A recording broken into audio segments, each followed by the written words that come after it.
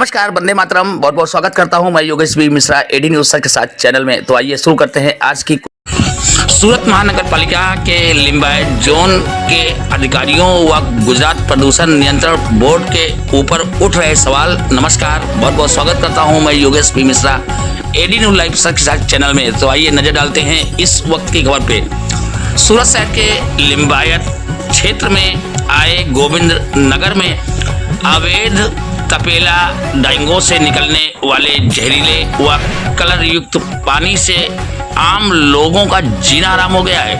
आपको बताते चले कि गोविंद नगर के कब्रिस्तान के पास तमाम तपेला डाइंगों के संचालित होने से उससे निकलने वाले जहरीले व कलर पानी से मानव जीवन प्रभावित होने की संभावना के साथ साथ पर्यावरण पर भी इसका दुष्प्रभाव पड़ने की संभावना बनी हुई है।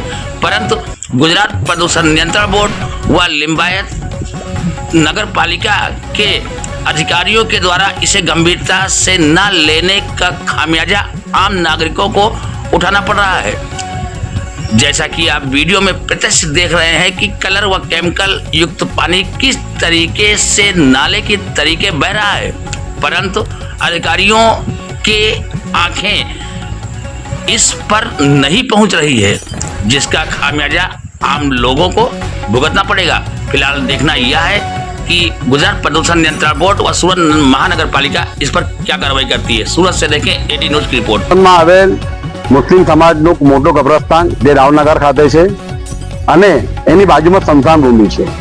લિંબાયત ઝોન જે સુરત મહાનગરપાલિકાનું તંત્ર હર હંમેશા સ્મશાન ભૂમિ પર પૂરતું ધ્યાન આપે છે, પૂરતી કાળજી રાખે છે। એની કોઈ પણ ફરિયાદ હોય તેનું ત્વરિત નિરાકરણ કરે છે। પરંતુ દુઃખ એ બાબતનું છે કે એક જ દિવાલની બાજુમાં મોટું વિશાળ કબ્રસ્તાન છે, પરંતુ એ કબ્રસ્તાનની અંદર ગઈકાલે કેમિકલ વાળું પાણી ડ્રેનેજમાંથી સમગ્ર કબ્રસ્તાન વિસ્તારમાં પસરી ગયું અને જે કબરો પર પણ ફરી વળ્યું, જેનાથી પર્યાવરણીય પણ નુકસાન થયું છે અને મુસ્લિમ સમાજના સ્થાનિક લોકોની ધાર્મિક લાગણી પણ દુભાઈ છે।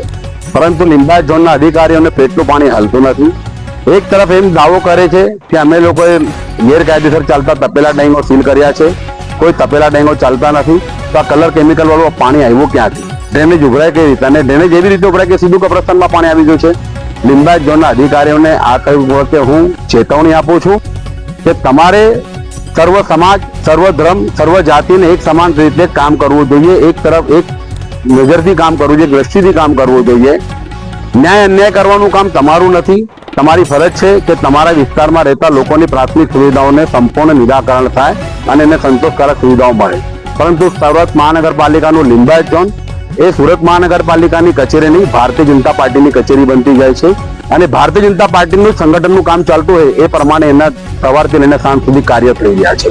લિંબાયત ઝોનના અધિકારીઓને અમે આ તબક્કે અપીલ કરીએ છીએ, ચેતવણી આપું છું કે જો બીજી વાર આવી રીતે કબ્રસ્તાનમાં કલર કેમિકલ વાળું પાણી અંદર આવ્યું, પ્રવેશ કર્યું ને અમારી કબરોને નુકસાન કર્યું કે પર્યાવરણીય નુકસાન કબ્રસ્તાનમાં જે કંઈ વૃક્ષોને કર્યું, તો અમારે ના છૂટકે લિંબાયત ઝોનને તાળાબંધી કરવાની ફરજ પડશે।